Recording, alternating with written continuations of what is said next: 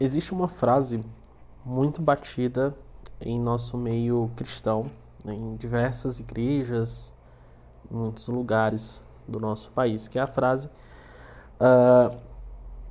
pregue o evangelho, se possível, use palavras. E será que essa frase ela é verdadeira? Será que essa frase ela mostra alguma verdade bíblica? Será que essa frase é realmente o intento da evangelização? E a minha resposta para isso é um claro e bem objetivo: não. Ela não é bíblica, ela não repassa nenhum ensino bíblico.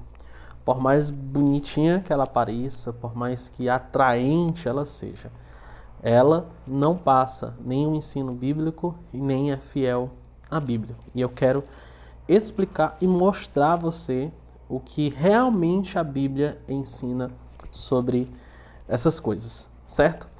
Então vou dividir essencialmente esse vídeo em duas partes, certo? Primeiro, nós vamos ver o que é que a Bíblia fala sobre o ato de evangelizar, de pregar o evangelho, e sobre a boa obra, ou as obras, ou aquilo que nós fazemos, né?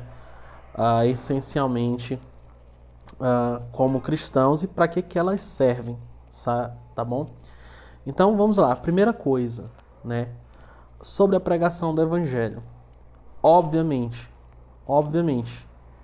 e de forma muito clara, o que é que a Bíblia ensina sobre isso é que nós precisamos falar, né? A pregação, o ensino, né, do Evangelho é algo falado.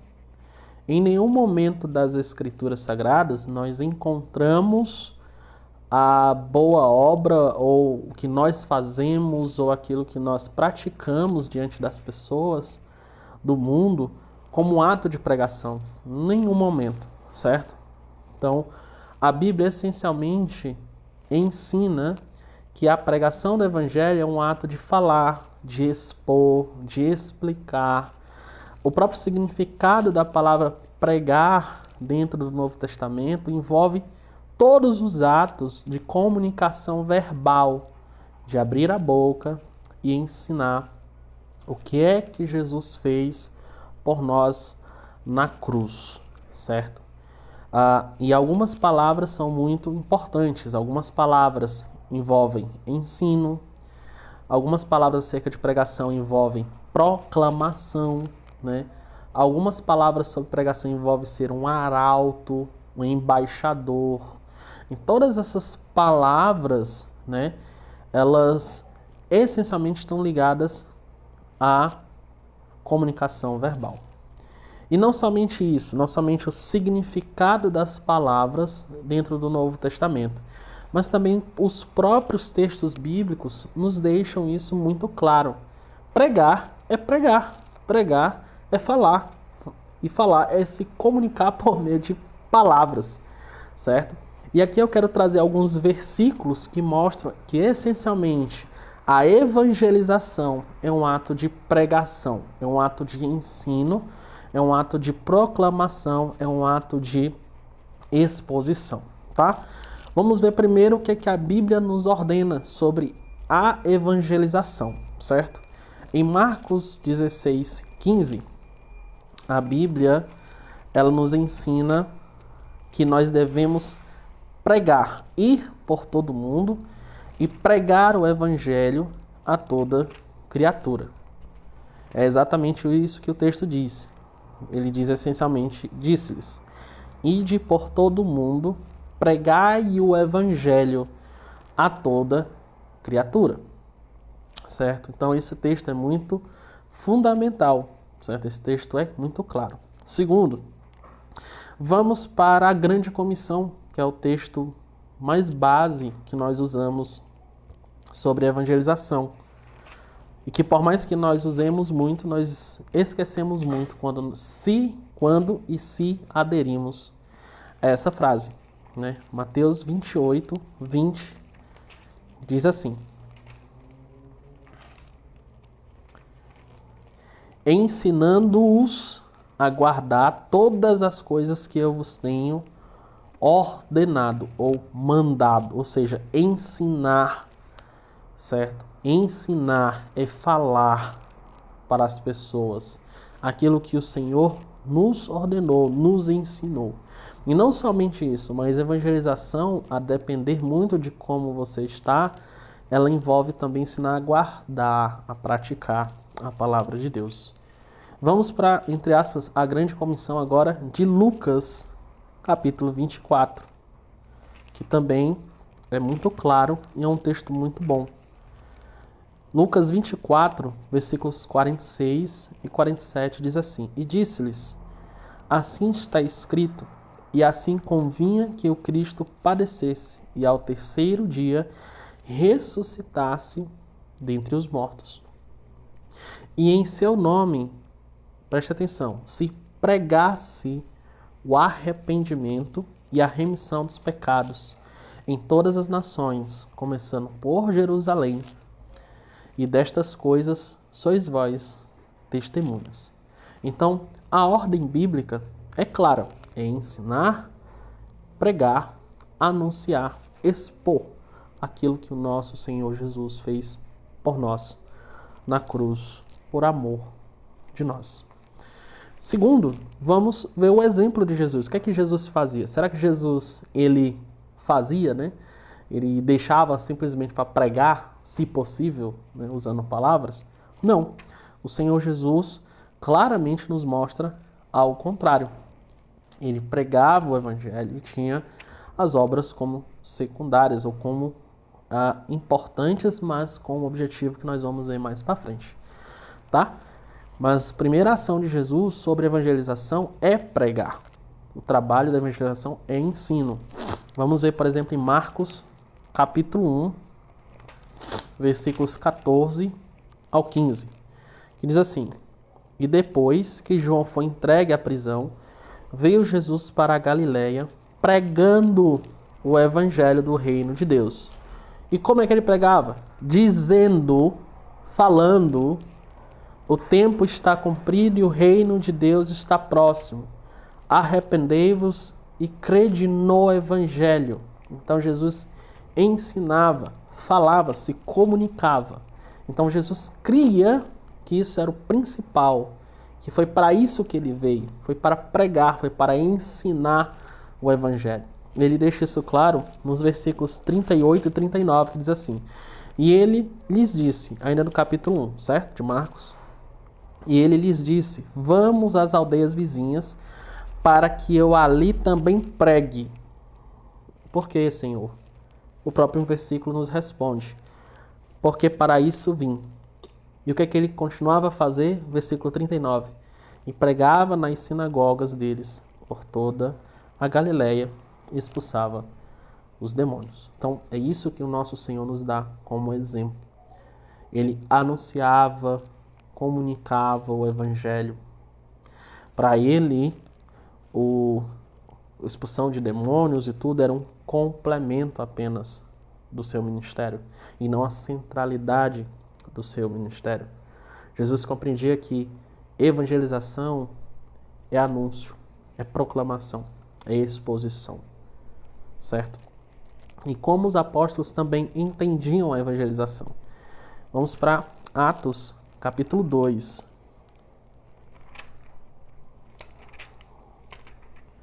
Atos 2, versículo 14. Diz assim: Pedro, porém, pondo-se em pé com os 11, levantou a sua voz e disse-lhes: Homens judeus, e todos os que habitais em Jerusalém, seja-vos isto notório e escutai as minhas palavras. E nós sabemos que a partir do versículo 15 até o versículo 36 desse capítulo, Pedro expõe o evangelho. E o resultado são conversões, são pessoas transformadas, arrependidas, que passaram a crer no nosso Senhor Jesus. Então a exposição do evangelho era uma marca e era a única forma de compartilhar o evangelho. Atos 9 também nos prova isso, no caso, na pessoa do apóstolo Paulo, o nosso irmão, que diz assim, Atos 9, 19 e 20. E tendo comido, porque ele estava em jejum, certo? Ficou confortado. E esteve Saulo alguns dias com os discípulos que estavam em Damasco.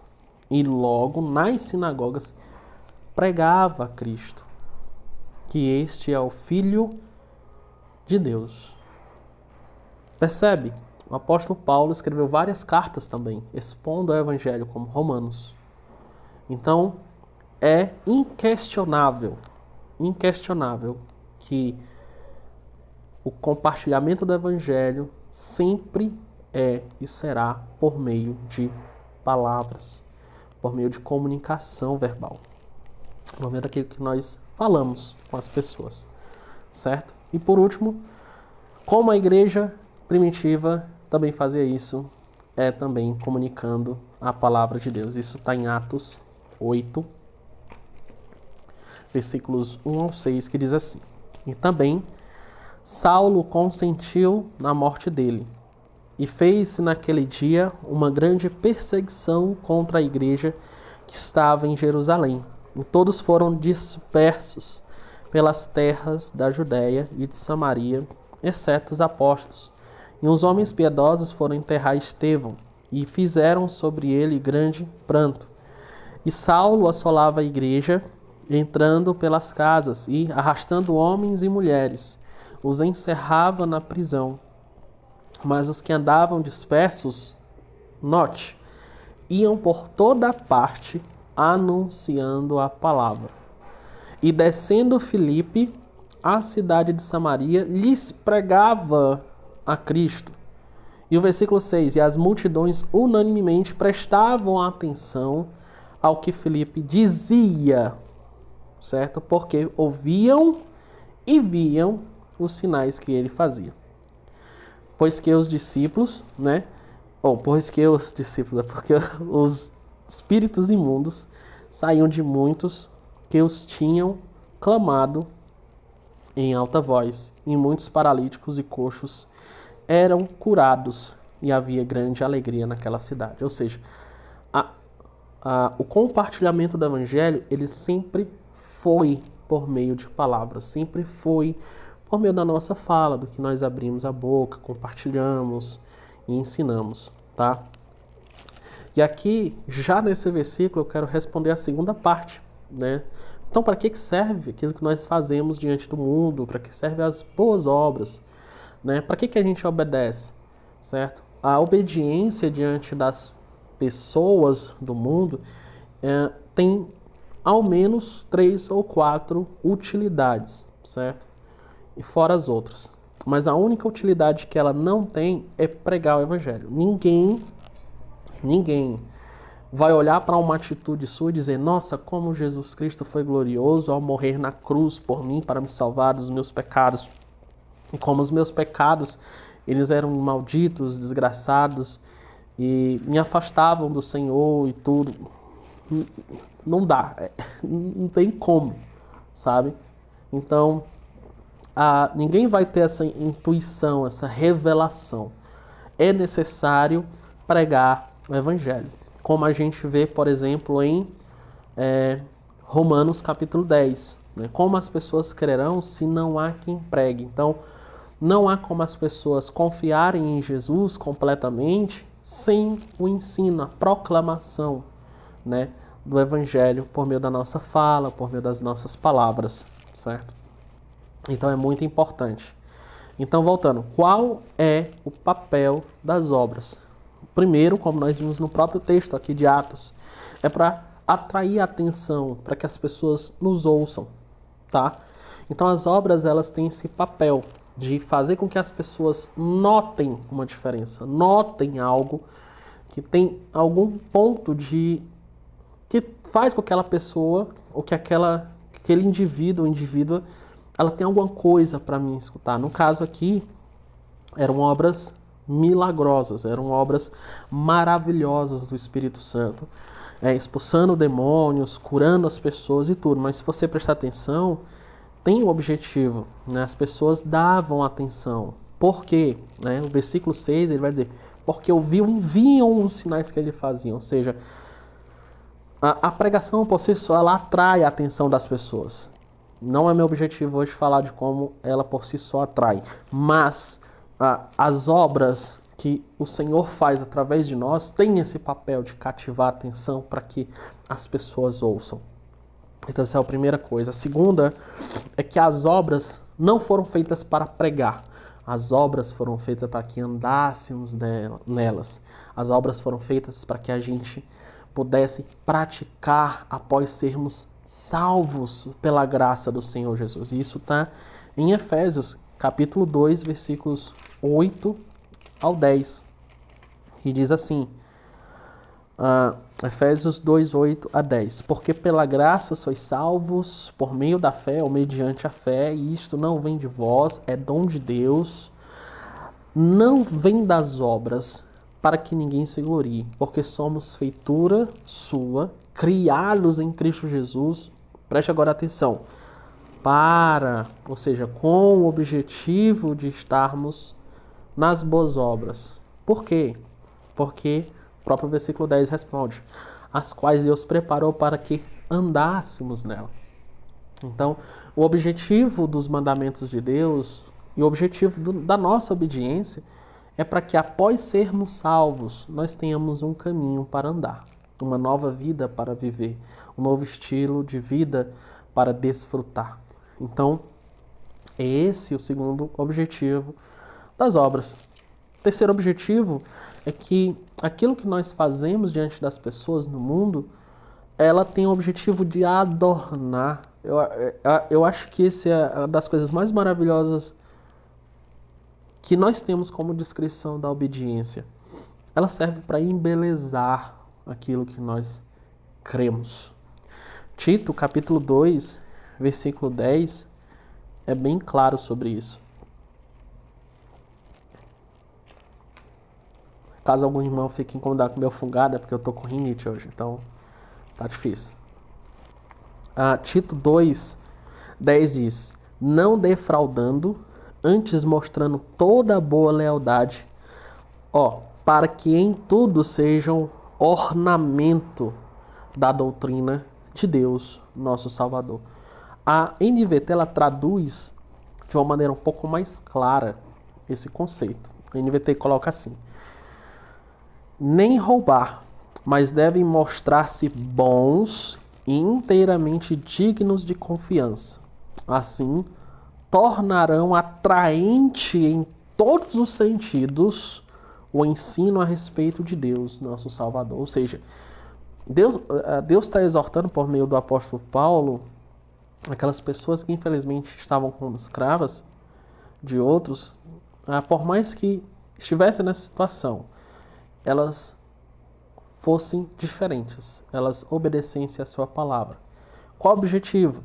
Para que as pessoas vejam que aquela conduta que eles estavam tendo era para adornar. A doutrina de Deus, o ensino da palavra de Deus já é magnífico. E as obras, elas vêm como a cerejinha do bolo. Ela vem como um complemento para tornar belo, mais extraordinário, mais magnífico aquilo que nós cremos em Jesus. Então é para isso que nós obedecemos a Deus, para tornar aquilo que nós cremos mais grandioso. E por último, para glorificar a Deus, certo? E isso está em Mateus 5,16. Mateus 5,16.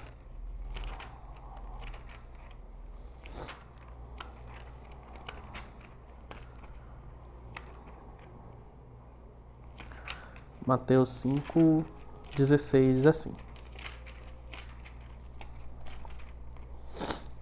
Assim resplandeça a vossa luz diante dos homens, para que vejam as vossas boas obras e glorifiquem a vosso Pai que está nos céus.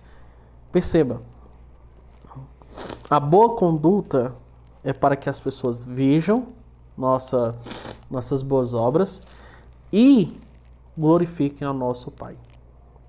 Então são esses os objetivos das boas obras. Elas não têm objetivo de convencer a pessoa, ensinar a pessoa, ela tem um único objetivo: adornar, atrair, fazer com que as pessoas reconheçam que nós temos alguma coisa diferente, para que assim nós possamos compartilhar aquilo que nós cremos e para que também nós consigamos ter credibilidade para essas pessoas. Então, a frase "pregue se possível use palavras", ela está errada. Ela não é bíblica, ela não expressa nenhum ensino bíblico. Então, é isso que a Bíblia ensina sobre essa questão. Então, eu espero que você tenha aprendido, tenha sido a dificuldade. Novamente, peço perdão pelo meu fungado, da minha rinite. Eu espero que esse vídeo tenha trazido luz para a sua vida e tenha ensinado alguma coisa. Se você gostou desse vídeo, por favor, curta e compartilhe com outras pessoas, para que outras pessoas não caiam nesse problema, para que essas pessoas também sejam libertas desse pensamento equivocado e elas cumpram de verdade, com amor, com fidelidade, a ordem de evangelizar, de pregar o Evangelho de Jesus Cristo. Então, Deus abençoe. Até a próxima, certo? E valeu!